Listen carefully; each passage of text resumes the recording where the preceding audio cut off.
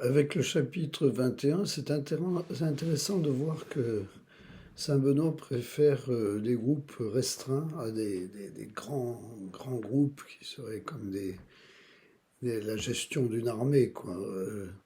Des groupes restreints, c'est-à-dire au début de, de l'ordre monastique tel qu'il l'a fondé, il y avait un certain nombre de monastères d'une douzaine de moines à Subiaco, répartis autour de Subiaco.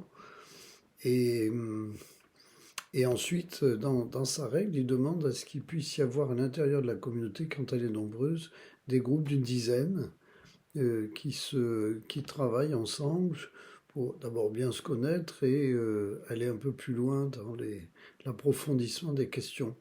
Donc c'est assez intéressant de constater ça et de l'appliquer un peu à la vie sociale aussi en se disant que on travaille mieux avec un groupe de taille humaine, comme une famille, une espèce de petite famille, qui se joint à d'autres familles, même à l'intérieur d'une grosse entreprise, que avec tout le monde.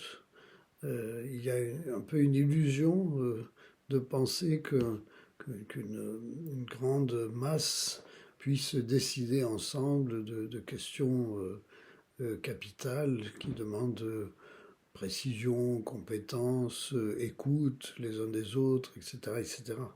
Par contre, le fait de cumuler la réflexion de plusieurs groupes à l'intérieur d'une société peut permettre un enrichissement considérable de la vie commune. Et puis alors, il faut évidemment des responsables dans chaque groupe, de préférence, pour réguler un peu ou animer la réflexion et la vie.